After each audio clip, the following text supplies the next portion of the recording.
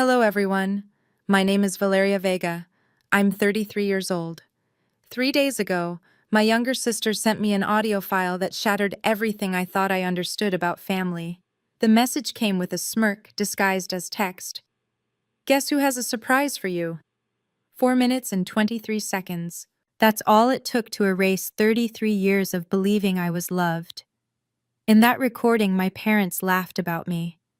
She actually thinks we love her. What we love is her money.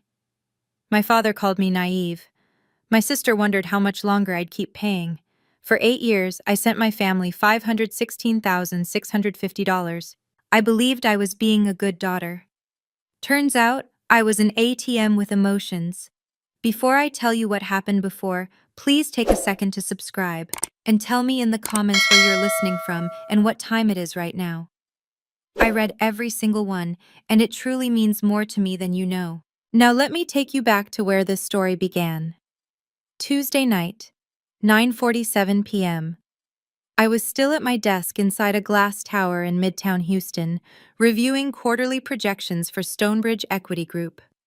The skyline shimmered outside the floor-to-ceiling windows, but after 6 years, the view felt like wallpaper. My phone lit up. Sophia, but before I explain that message, you need context. On paper, my life looked impressive. Senior financial strategist, $142,000 a year. Corner desk with the best natural light. Every month, though, a large portion of that salary disappeared into my parents' accounts in Katy, Texas.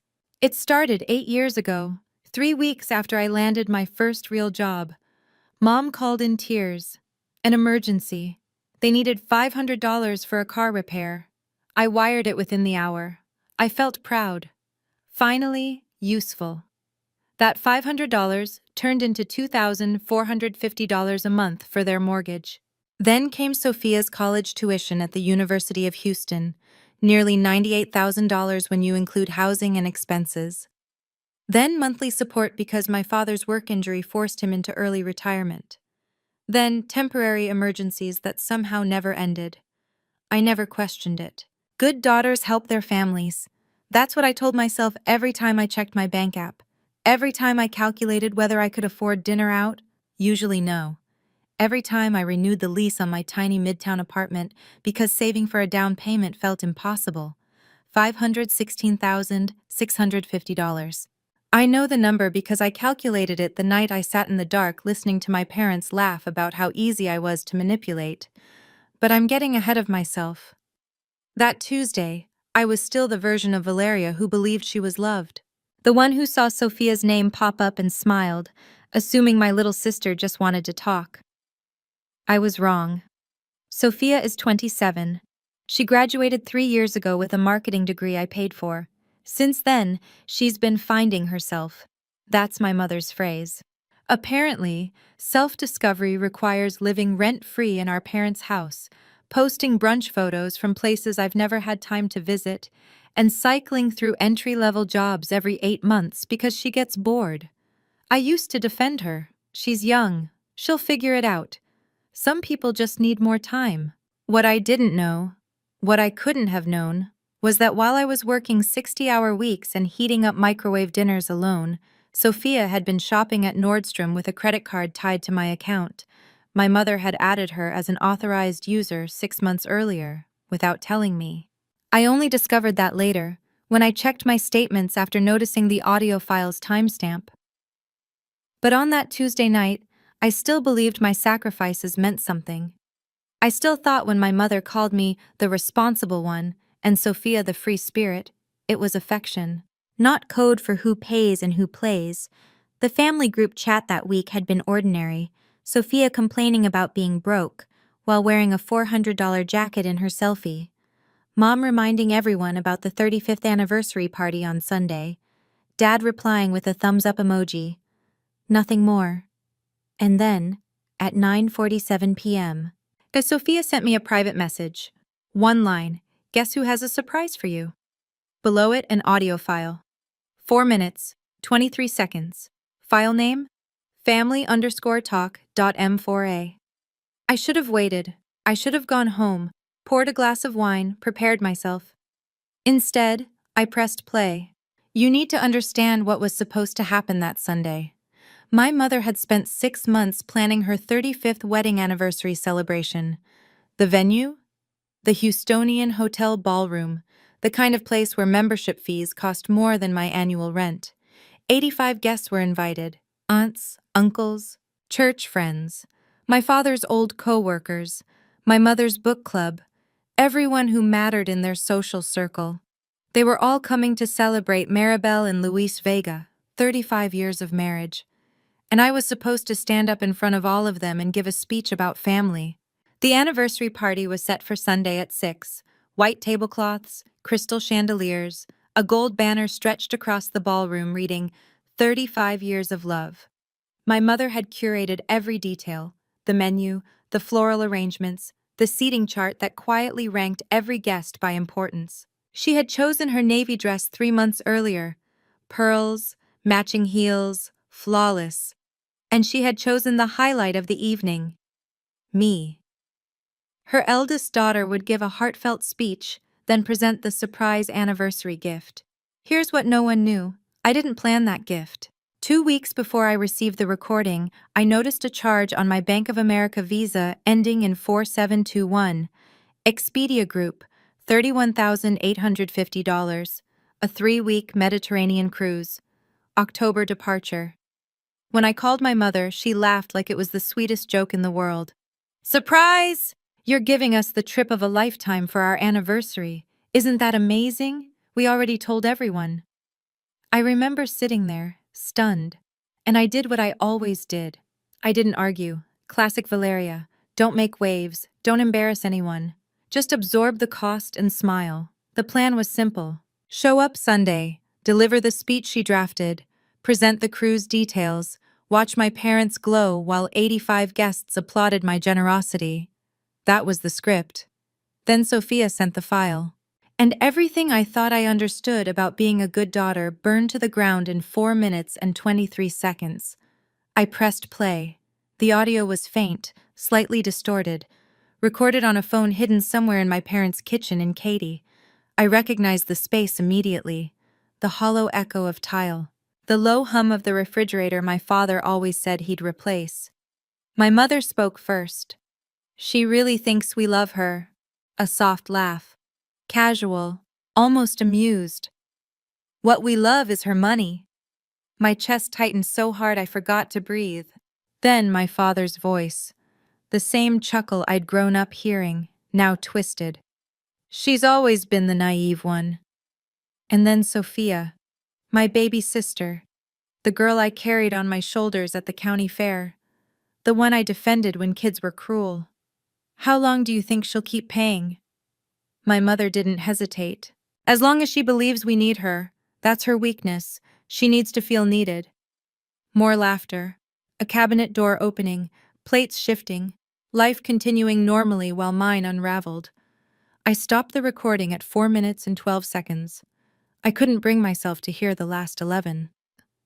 My midtown apartment was dark. The Houston skyline shimmered through my single window, indifferent to what had just happened. I sat on the edge of my bed, phone in my hand, screen black. 10 minutes passed. I didn't cry. I didn't scream. Just silence.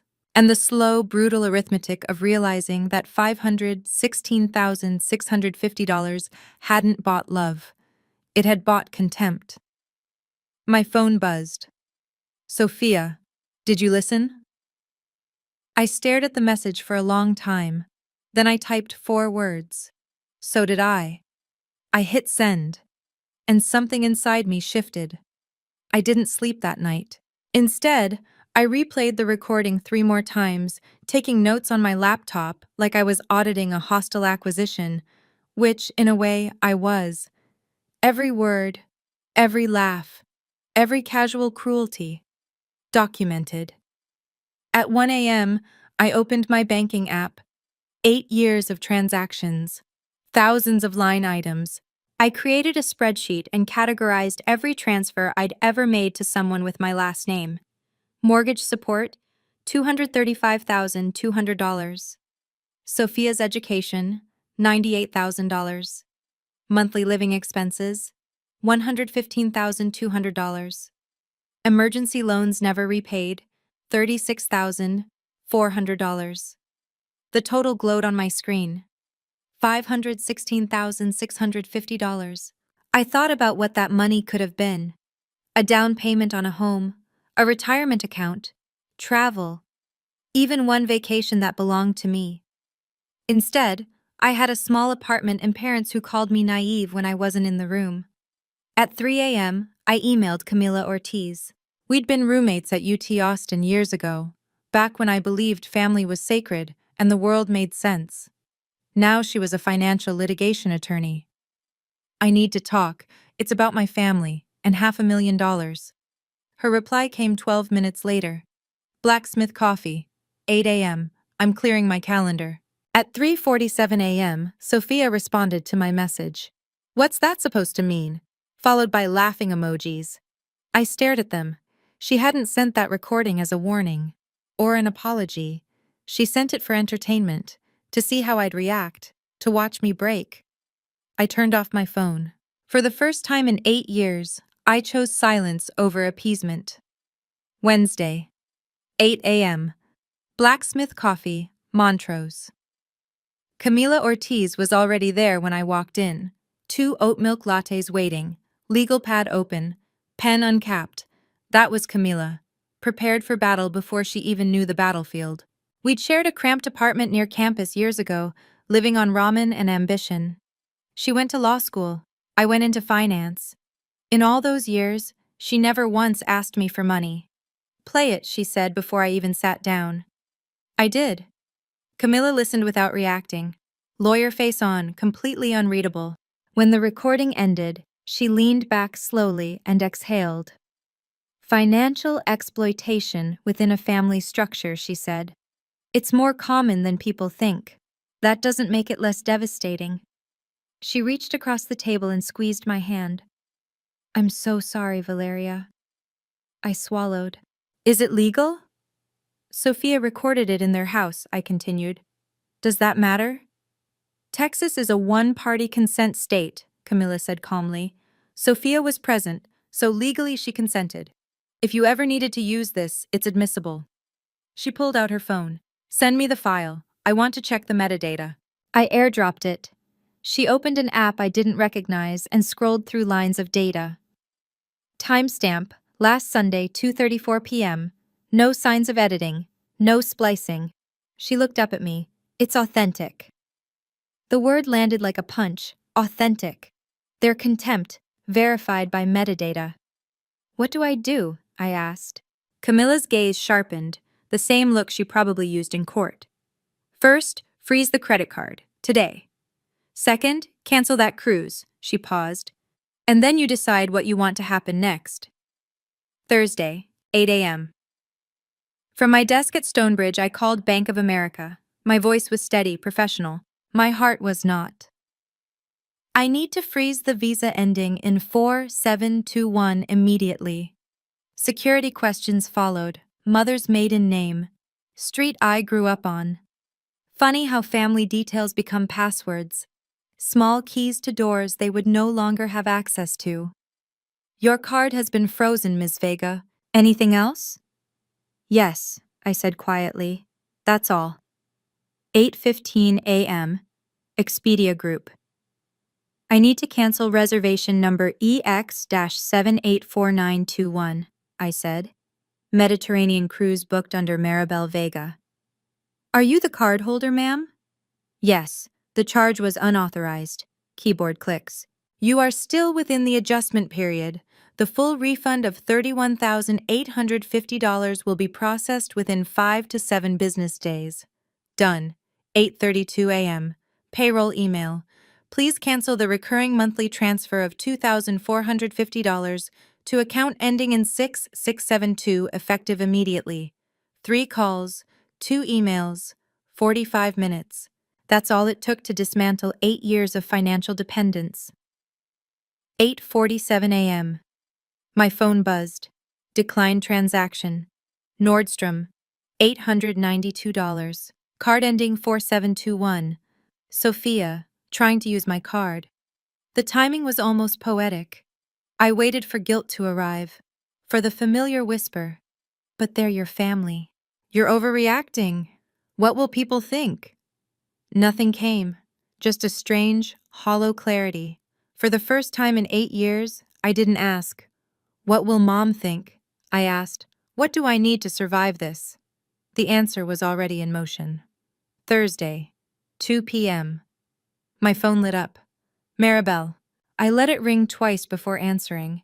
The first time in my life I had ever hesitated.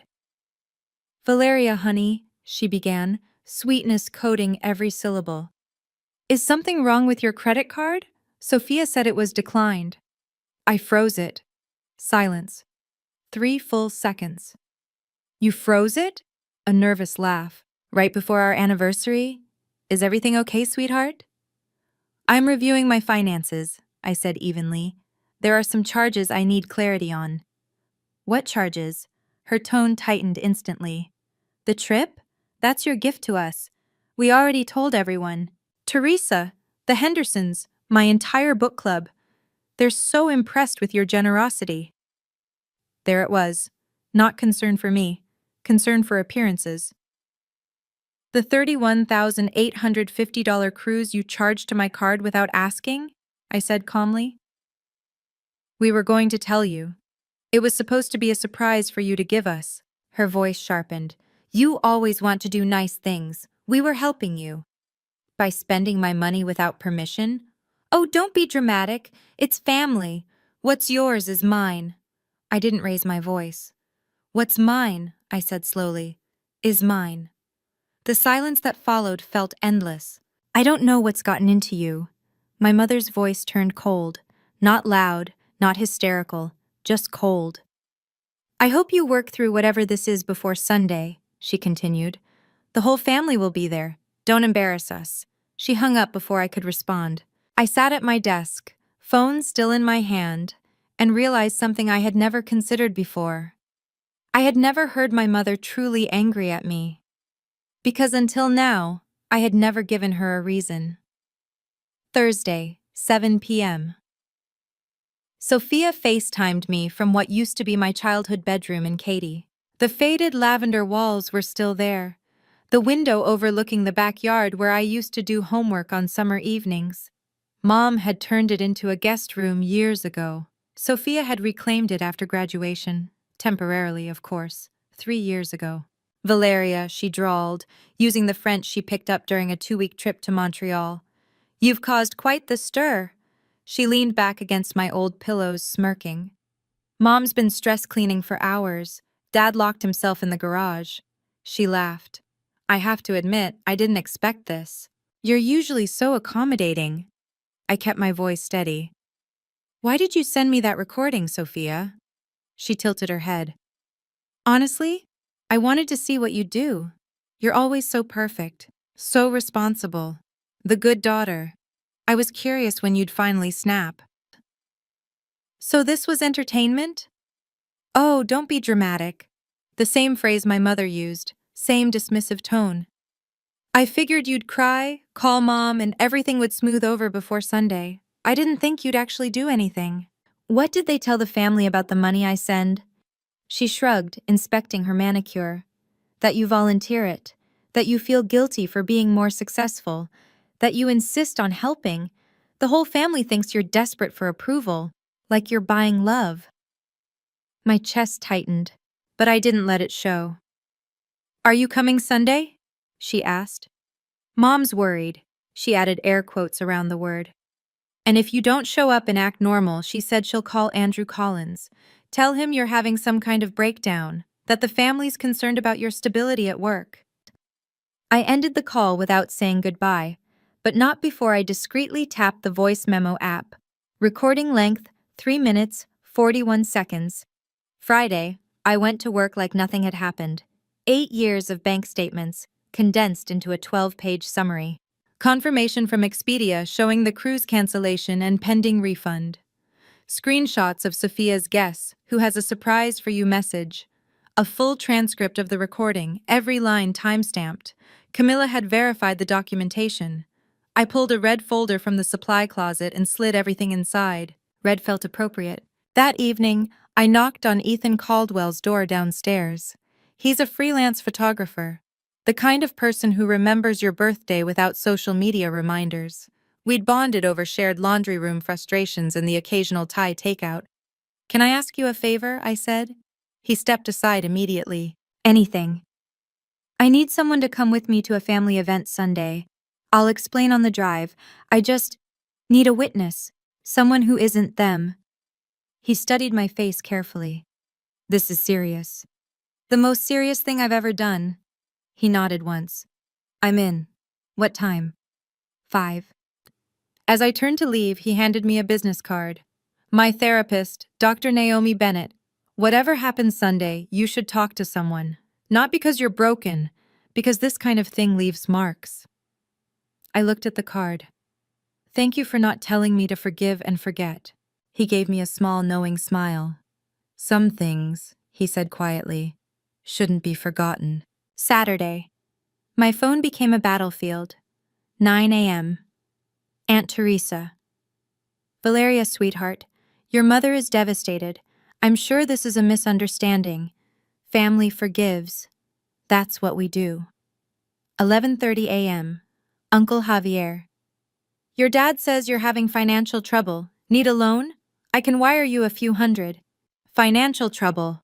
That's how they framed it. 2 p.m. Cousin Elena. "Is it true you're not coming to the anniversary?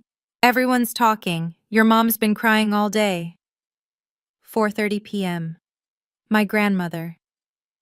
"Valeria, I don't understand what's happening, but your mother is very upset. Please don't make a scene tomorrow. The family's reputation." I listened to every message. I didn't respond to any of them. The narrative was already in motion. Valeria was unstable. Valeria was selfish. Valeria was jeopardizing a beautiful celebration because she couldn't control her emotions. My mother moved fast. Within 36 hours, she had called nearly every relative we had. She seeded a story carefully, one where she was the wounded mother, and I was the unstable daughter spiraling out of control. By Saturday evening, the narrative was set. I was overwhelmed. I needed managing. But at 6:47 p.m., another voicemail came through. My grandmother. Not the formal public call from earlier. A private one. "Valeria," she said quietly. Her voice sounded older than it ever had. "It's just me this time. I don't know the whole story. And your mother has always had her ways. Whatever you're planning, be careful, and know that I've seen more than I've said."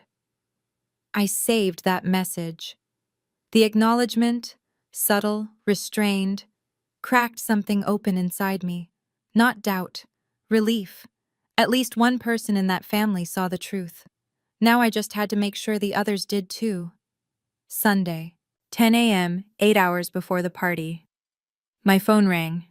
Maribel. I answered immediately. No sweetness this time. No mija. No honey. Just steel, wrapped in velvet. "I'm giving you one last chance," she said. "I'm listening. You will come tonight. You will give the speech I wrote. I'm emailing it shortly. You will smile, present the cruise, and act like the grateful daughter everyone knows you are." She paused. "And you will never mention that card situation again." "Or?" I asked. "Or I call Andrew Collins. I found his number on LinkedIn." Her voice sharpened with satisfaction. "I'll tell him my daughter is struggling, that you're experiencing paranoia, delusions about your own family. I'll express concern about your mental stability at work." The threat lingered in the air. "You think I won't?" she added. "Who would people believe? Maribel Vega? Devoted mother? Or her troubled daughter?" 6 months ago, that would have terrified me. Instead, I asked calmly, "Are you recording this conversation, Mom?" A pause. "What?" "Because I am." Silence. Thick. Complete. "I've been recording since I answered," I continued evenly. The same voice I use in board meetings. 3 minutes and 47 seconds so far. A clear recording of you threatening to sabotage my career unless I comply with your demands. I let that sink in. Combined with the audio Sophia sent me, the one where you laugh about loving my money, I'd say I have quite a collection now. The line went dead. I looked at my screen. Recording saved. 4 minutes, 12 seconds. For the first time in my life, I used their tactics against them, and it felt like oxygen. Sunday, 2 p.m. 4 hours until the party. Ethan and I sat at my small kitchen table, pushing around sandwiches neither of us were hungry enough to eat. "Walk me through it again," he said. "I show up," I replied. "I give a speech, not the one she wrote. I play the recording, then I leave." "That's it?" "That's it. And best case scenario?" I actually thought about it. "I don't need an apology," I said slowly. "I don't expect them to change. I just need them to hear the truth from me, in front of everyone they lied to, once. And worst case? They call me unstable. They say it's fake. They turn the entire family against me permanently." I shrugged. "But I have bank records, metadata, documentation." Sophia sent the recording willingly. Ethan nodded, absorbing it. He didn't judge, didn't tell me to be the bigger person, didn't preach forgiveness. He just showed up. "Can I be honest?" he said. "Please. Most people in your position would want revenge, humiliation, blood." He met my eyes. "You just want to be heard. That's actually healthy. Messed up situation. Healthy response." I laughed, the first genuine laugh in days. "My therapist will be thrilled." "Speaking of which," he said, sliding Dr. Naomi Bennett's card toward me. "She has an opening Tuesday morning. I may have given her a preview." "You didn't have to do that." "I know," he smiled. "That's why I did." At 4:30, I put on a navy dress. Simple, clean lines, battle armor disguised as elegance. Ethan drove. The red folder rested in my lap, solid, heavy, full of receipts and timestamps and proof. We didn't talk on the way. Some silences carry more strength than speeches. Sunday, 5:45 p.m. The Houstonian Hotel ballroom. The parking lot was nearly full. BMWs, Lexus SUVs, the occasional Mercedes. My parents' social circle valued presentation. We pulled in with Ethan's modest sedan, which felt oddly appropriate. The ballroom glowed through tall windows. Crystal chandeliers, white linen tables, gold-accented centerpieces. A banner stretched above the head table in elegant script, 35 years of love. Maribel and Luis Vega. 10 round tables. 85 guests.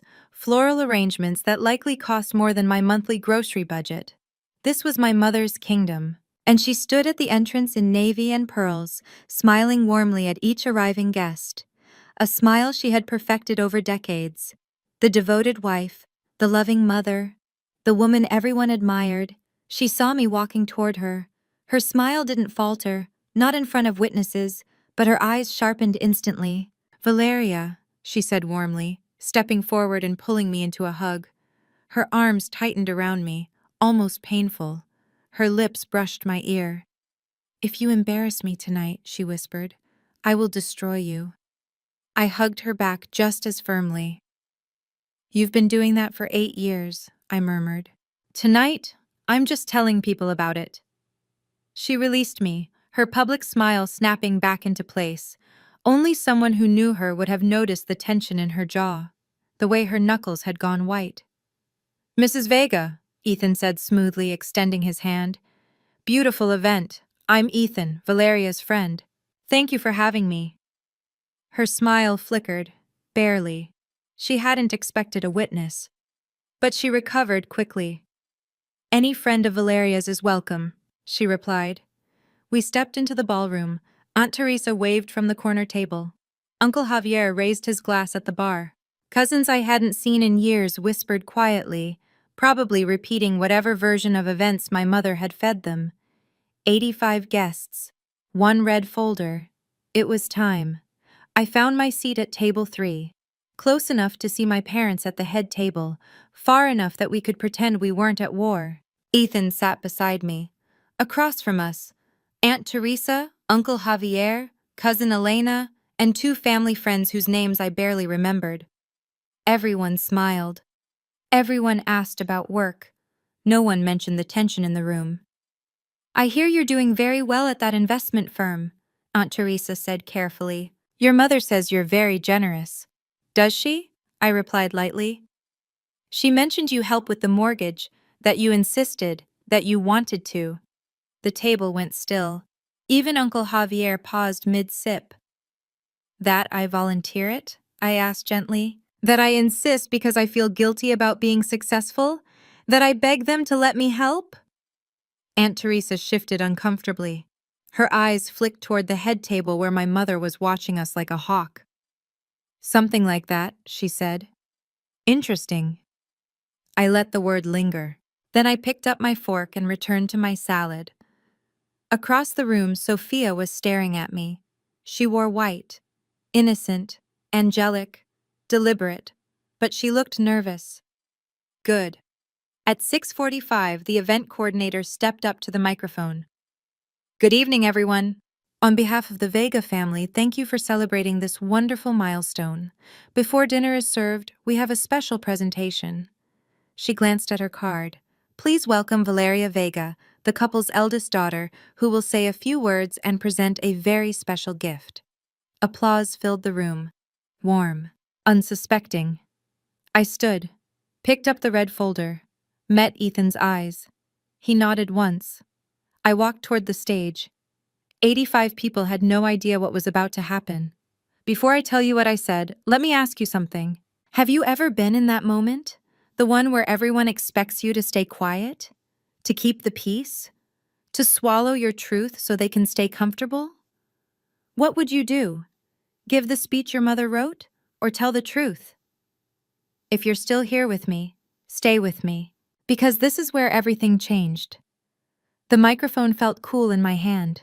The spotlight warmed my face. I looked out at the crowd. Aunts and uncles who had watched me grow up. Neighbors who attended my high school graduation. People who only knew the version of me my parents had curated. The successful, generous daughter. "Thank you all for being here tonight," I began. My voice was steady. Surprisingly steady, considering the earthquake in my chest. 35 years of marriage is an incredible milestone. I have so many memories of this family. I paused. Camping trips in the summer. Christmas mornings. My dad teaching me to change a tire in the driveway. I saw my parents relax slightly. This sounded right. This sounded safe. Then I continued. But tonight, instead of talking about the past, I want to talk about the present. A ripple moved through the room. About what family really means. Silence deepened. 8 years ago, I got my first real job. I was proud, grateful, excited to finally be able to help my family. I kept my tone calm, measured. Mom needed help with the mortgage. Dad's injury made things tight. Sophia needed tuition. I was happy to contribute. My mother's smile began to harden. My father had gone pale. And I contributed every single month for 8 years. I let that settle. Recently, I calculated the exact amount. I looked around the room. Would you like to know what it is? No one moved. No one spoke. $516,650. The number echoed. Gasps. Whispers. Aunt Teresa's hand flew to her mouth. "That," I said clearly, "is how much I have given this family." I looked straight at my mother. "And last week," I said evenly, "I learned exactly what that money bought me." She started to rise from her chair. I kept going. "Let me break it down." I opened the red folder. $2,450 a month for the mortgage. That's $235,200 over 8 years. The murmuring grew louder. People were calculating, faces shifting from polite interest to disbelief. $98,000 for Sophia's tuition and housing at the University of Houston. I glanced at my sister. Her hand had frozen halfway to her water glass. "You're welcome," I added quietly. "Valeria!" My mother's voice sliced across the ballroom. $1,200 a month in additional living expenses. That's $115,200, plus emergency loans totaling $36,400, none of which were ever repaid. This is not appropriate, she snapped, already moving toward the stage. And most recently, I continued, a Mediterranean cruise for $31,850 charged to my credit card without my consent, presented to everyone as a gift I was giving you. That was supposed to be a surprise, she shouted, her composure cracking. You told me after you charged it, I replied calmly. And after you announced it publicly. I turned back to the audience. Has anyone here ever had someone spend nearly $32,000 on their credit card without permission and call it generosity? Heads shook, whispers intensified. Aunt Teresa half stood. Valeria, sweetheart, there's more. I took out my phone. The money isn't even the worst part. My mother lunged toward the stage steps. She's having an episode, she yelled. I told you she wasn't stable. On the contrary, I said, connecting my phone to the sound system, I have never been more clear. My thumb hovered over the screen. This is a recording Sophia sent me 4 days ago. She thought it was funny. I pressed play. My mother's voice filled the ballroom. She really thinks we love her. What we love is her money. 85 people stopped breathing. My father's laugh followed. She's always been the naive one. Then Sophia's voice. How long do you think she'll keep paying? And my mother again, light and casual. As long as she believes we need her. That's her weakness. The recording played for 47 seconds before my mother screamed. Turn it off! That's fake! She fabricated it! I stopped the audio. The silence that followed wasn't polite. It was vacuumed, airless. It's not fake, I said calmly. The file contains metadata showing it was recorded last Sunday at 2:34 p.m. It's been verified by an attorney. No edits, no splicing. I looked at Sophia. Would you like to tell everyone who recorded it? Who sent it to me with the message, guess who has a surprise for you? Every head turned. Sophia opened her mouth, closed it. Tears streamed down her face. Whether from guilt or the realization that she had detonated her own trap, I couldn't tell. Is this true? Uncle Javier's voice broke from across the room. She didn't answer. She couldn't. I looked at my mother, mascara beginning to run, facade collapsing in real time. You wanted me to give a speech tonight, I said quietly. Consider this my speech. The red folder lay open on the podium. $500,000 in receipts. One devastating recording. The room fractured. My mother rushed up the steps. You ungrateful! You're ruining everything! I'm not ruining anything, I said, stepping back, keeping the podium between us. I'm just not hiding it anymore. That recording is a lie. I never… Mom. My voice cut through her panic. 85 people just heard you say my name. You laughed about me. My father stood abruptly from the head table, his face flushed. Valeria, this is our anniversary. And you called me naive, I replied. You laughed when she said you loved my money. Was that funny to you? He had no answer. Sophia bolted from the ballroom, sobbing. One of her friends chased after her. Guests began whispering urgently. Some stood frozen. Others avoided eye contact entirely. Uncle Javier pushed back from his table and walked straight toward my mother. Maribel, he demanded, is what she's saying about the money true? My mother's mouth moved, but no words came. Is it true?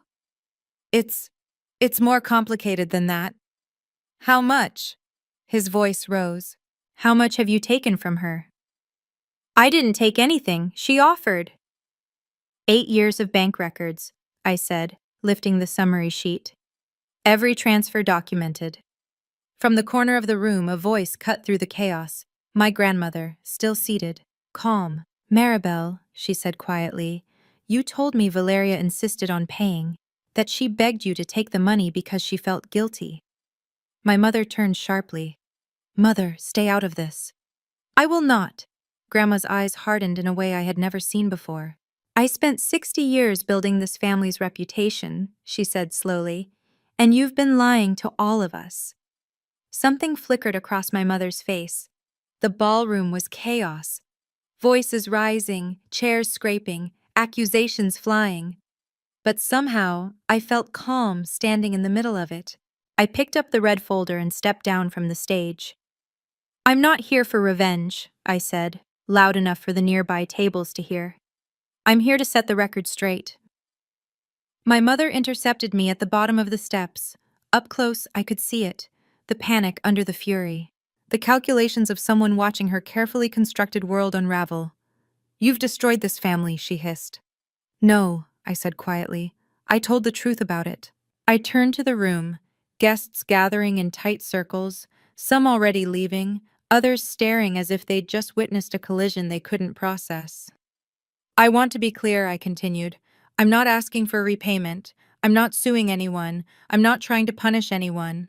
I placed the red folder on the nearest table. "I'm simply done. No more monthly transfers. No more emergency loans. No more credit cards used without permission. If my parents ever need real help in the future," I added, "we can have a conversation. An honest one. The first honest conversation this family has ever had." My father sank into a chair, his head in his hands. My mother stood rigid, vibrating with rage she couldn't unleash in front of witnesses. I walked to my grandmother. "I'm sorry this happened at your party," I said softly, "but it was going to happen somewhere." She squeezed my hand, her grip surprisingly strong. "I know," she said, "and I should have known sooner." I kissed her cheek. Then I walked out. The evening air hit my face like cold water. Ethan followed quietly beside me. We crossed the parking lot without speaking, gravel crunching under our shoes. Behind us, raised voices and muffled arguments spilled out of the ballroom doors. I didn't look back. We were almost at his car when I heard my name. "Valeria, wait!" Grandma stood at the entrance, leaning on her cane. The walk had clearly taken effort, but she came anyway. I met her halfway. "I needed to say something," she said, breath slightly uneven. "You were right. I've made excuses for your mother my entire life. That's just Maribel. She means well. Family is family." She shook her head. "I should have protected you." "You didn't know," I said gently. "I didn't want to know," she corrected. "There's a difference." She gripped my arm. "Don't let her convince you that you were the villain tonight. You told the truth. That takes more courage than anyone in that ballroom has shown in years." Thus, I hugged her carefully. "Thank you. And don't answer your phone for a few days," she added. I laughed despite everything. "Noted." We drove away as the sun set over Houston. In the rearview mirror, I could see guests trickling out, clustering in uncertain groups, trying to process what they had just witnessed. "How do you feel?" Ethan asked. I thought about it. "Like I've been holding my breath for 8 years, I said finally. And I just exhaled. The city skyline ahead didn't feel distant anymore. It felt like possibility. At 10 p.m., I sat by my apartment window. The lights of Houston blurred through glass I'd been meaning to clean for months. My phone lay face down on the table. I had silenced it hours ago. 47 missed calls. 23 text messages. Probably more by now. I didn't check. Instead, I let myself feel everything I had been suppressing since Tuesday. The grief came first. Not for the confrontation, for the family I thought I had. The parents who held me as a baby, who cheered at graduations, who said they were proud. Had any of it been real? Or had I always been an investment, valued only for returns? The tears came without warning. I hadn't cried since I first heard that recording. 4 days of logistics, planning, controlled breathing. Now alone, I finally broke. I cried for the 10-year-old who just wanted her parents to be proud, for the 22-year-old who gave away her first paycheck hoping it would make her enough, for the 33-year-old who finally understood that enough had never been the goal. At 11 p.m., I called Camilla. "I did it," I said quietly. "I saw your dad called me twice," she replied. I didn't answer. "How are you, really?" "I think I'm sad," I admitted. but also relieved. Both can exist at the same time, she said gently. Did I do the right thing? She paused. You did the necessary thing, she said. Those aren't always the same. But tonight, they were. I hung up and lay down. For the first time in years, I slept without calculating what I owed anyone. The aftermath came in waves. Monday morning, Aunt Teresa called. Her tone was nothing like it had been 2 days earlier. Valeria, she said softly, I had no idea. Your mother told us you insisted, that you felt guilty and wanted to contribute. We believed her. She hesitated. I'm sorry I never asked more questions. Thank you for calling, Aunt Teresa, I said carefully. I'm not calling just to apologize, she replied, her voice steady now, firm in a way I'd never heard before. I told Maribel exactly what I think of her. We won't be speaking for a while.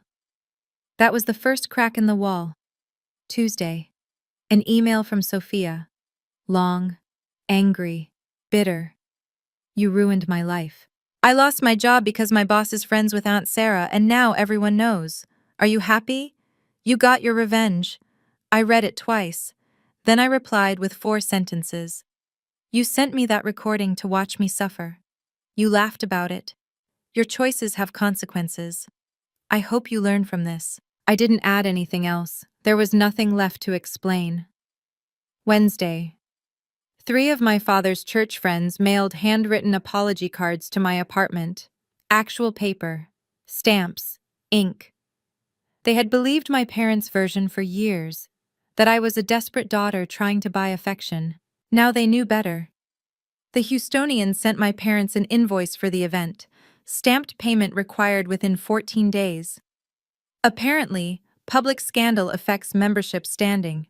I learned that from Uncle Javier, who called to give what he described as a situation report. Your parents are refinancing the house, he said. Without your payments, they can't cover the mortgage. I don't feel guilty, I replied. And I didn't. By Wednesday night, 12 family members had stopped speaking to my mother. I wasn't keeping score for revenge. I was keeping score because it proved something. Truth has consequences. 2 weeks after the party, my mother posted a carefully worded paragraph on Facebook about family struggles and respecting privacy during difficult times. Sympathy poured in. A few subtle questions. One pointed comment from cousin Elena that disappeared within minutes. The spin cycle had begun. I expected it. My mother had never met a narrative she couldn't reshape. Then she called. Are you satisfied now? Her tone was calm, cold, controlled. The mask back in place cracked only slightly. The whole church knows. My book club dropped me. Barbara Henderson won't return my calls. And that's my fault? I asked. You humiliated us publicly at our anniversary. Do you understand what you've done? I told the truth, Mom. She laughed, sharp and bitter. You think people care about truth? They care about stability, respect, appearances. You destroyed all of that in 5 minutes. I destroyed it? I repeated quietly. You said on recording that you don't love me, that you love my money. That was taken out of context. What context makes that acceptable? Silence. I'm not apologizing, she said finally. We raised you, fed you, put a roof over your head for 18 years. That costs money too. You owe us. Children aren't debts to collect. You wouldn't understand sacrifice. I ended the call. That evening, something unexpected happened. My phone rang again, a different number. My father's personal cell, the one he rarely used. Valeria. His voice sounded older than I remembered. I'm not calling to argue. I just wanted to say I'm sorry. I didn't speak. Your mother is wrong, he continued quietly. I've known that for a long time. I just never had the courage to say it. It wasn't forgiveness, but it was something. 1 month later, I sat in Dr. Naomi Bennett's office for my 4th session. The business card Ethan had given me was now soft at the edges from being handled so often. How did it feel? She asked. not to transfer the mortgage this month. The first of the month had passed 3 days earlier. For the first time in 8 years, I hadn't sent $2,450 to Katie. Terrifying, I admitted. And light. Like I put down a backpack I didn't realize I'd been carrying. Dr. Bennett nodded. Guilt often disguises itself as responsibility. They're not the same thing. That afternoon, I walked into a real estate office. I'm looking to buy a condo, I told the agent, a bright woman named Sandra. 2 bedrooms, the Heights if possible. She pulled up listings. With my full salary, all of it, and my credit score, I qualified for more than I had ever allowed myself to imagine. You could close by spring, Sandra said. Let me show you some options. Sunlit kitchens, balconies overlooking tree-lined streets, clean spaces with no emotional debt attached to them, places that were mine. That evening, Ethan and Camila came over for dinner. I cooked, actually cooked, not reheated something from a box. We sat at my small table, plates half finished, wine glasses catching the light. To new beginnings, Ethan said, lifting his glass. Camilla smiled and tapped hers against his. To Valeria, she added, who finally chose herself. For the first time in years, I was calculating what I could build. I looked around my tiny midtown studio, half-packed boxes by the door, sunlight sliding across walls that wouldn't be mine much longer. Across from me sat 2 people who had shown up without conditions. Ethan, Camila. No invoices, no expectations, no hidden agendas. This was family. The blood kind had become optional. This kind was chosen. 3 months after the anniversary party, my father sent me an email. Not a text, not a call. An email. Like he needed the distance of a screen to say what he couldn't say out loud. Valeria, I've been thinking about the last 33 years. About the kind of father I was. And the kind I should have been. He admitted he knew the money situation was wrong. He knew I was being used. He said nothing. I told myself it was easier to stay quiet than fight her, he wrote. I told myself you seemed fine, so it must be fine. Those were lies I told myself so I could sleep. He didn't ask for forgiveness. He said he didn't deserve it. But he ended with something simple. I love you, not for your money, for you. I should have said that years ago. If you're willing, I'd like to see you. Alone. I read it 3 times before replying. We met at a coffee shop near my new place, Neutral Ground. He looked smaller, grayer, like the past few months had aged him. I almost didn't come, he admitted. He didn't make excuses. He talked about his own father, a man who never once said, I love you. He talked about marrying Maribel because she seemed strong, decisive, everything he wasn't. He talked about watching her control the finances and convincing himself it wasn't his place to interfere. It doesn't make it right, he said quietly. I just want you to understand. I can have a relationship with you, I told him carefully. But not if Mom is part of it. He nodded. I understand. It wasn't the reconciliation I imagined as a child, but it was honest, and that mattered more. 6 months after the party, my mother still hadn't apologized. Through Aunt Teresa, who had unexpectedly taken my side, I learned my mother had rewritten the story. In her version, I'd suffered a stress-induced breakdown. The recording had been manipulated. I'd overreacted to a misunderstanding. Some people believed her. That was fine. The people who mattered didn't. Sophia sent one final message before blocking me everywhere. I hope you're happy. You took everything from us. Mom cries every day. Dad barely talks. I had to move in with a friend because I can't afford rent. This is all your fault. I typed out a long response. Every justified defense. Every angry truth. Then I deleted it. Instead, I wrote in my journal. Sophia made a choice when she sent that recording. She wanted to hurt me. She succeeded, just not the way she expected. I can grieve the sister I thought I had without taking responsibility for the sister she chose to become. The door isn't locked. If she ever wants an honest conversation, one that includes accountability, I'll listen. But I'm not chasing her.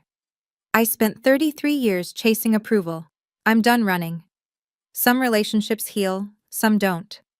Wisdom is knowing the difference. In March, 6 months after the party, I signed the papers on a 2-bedroom condo in the Heights. Exposed brick, sunlit windows, my name alone on the deed. The housewarming was small: Camilla, Ethan, a few co-workers who had become real friends. My father came alone, awkward, unsure, but trying. Grandma insisted on bringing apple pie even though walking was hard for her. "I'm proud of you," she said, looking around the empty space that would soon hold furniture I chose myself. "Not just for this place, for everything, especially the party." Camilla raised her glass. "To Valeria Vega, who bought a condo, got a 10% raise, and built a blog with over 18,000 subscribers in under a year." The blog had started accidentally. I wrote anonymously about financial boundaries, about family expectations disguised as duty. I expected maybe 10 readers. Instead, thousands of messages came in. People who recognized themselves in my story. People who had given too much for too long. I wasn't alone. None of us were. "To new beginnings," Ethan said. We clinked glasses. Outside, the March sky softened over a city I had lived in for years, but was only now claiming as mine. 1 year later, I'm writing this from my living room. Morning light across the keyboard. Coffee cooling beside me. I was promoted at Stonebridge. My savings account finally looks like savings. I took my first real vacation in 8 years. Hawaii. The blog keeps growing. Every week, someone writes to say they finally had the conversation they were afraid to have. Some relationships survived it, some didn't. All of them became more honest. Grandma passed away 3 months ago. I was there, holding her hand. My mother didn't come. I gave the eulogy. It was steadier than I expected. My father and I meet once a month for coffee now. He's in therapy, working through a lifetime of silence. We don't talk about my mother unless he brings it up. Sophia is still out there. Maybe one day she'll be ready, maybe she won't. Either way, my life moves forward. This story was never just about money. It was about the moment you realize love and obligation are not the same thing. For years, I confused sacrifice with loyalty. I believed that if I gave enough, worked hard enough, stayed quiet enough, I would finally earn the kind of love that never needed to be earned in the first place. But real love doesn't invoice you. It doesn't manipulate you. It doesn't call control family duty. The truth is, setting a boundary will cost you something. Sometimes it costs comfort. Sometimes it costs relationships. But what it gives you in return is something far greater: clarity, dignity, and the freedom to build a life that isn't built on fear. Boundaries aren't punishments, they're protection. They're the moment you decide that your peace matters too. If you've ever been the responsible one, the one who always pays, the one who keeps the peace while quietly breaking inside, I see you. Your exhaustion is real. Your confusion is valid. And choosing yourself is not betrayal. Before you go, tell me, have you ever had to draw a line that changed everything? What happened after you did? If this story resonated with you, share it with someone who might need the reminder that they are not alone. And remember to subscribe to the channel and turn on notifications to listen to more fascinating stories. And until next time, choose peace.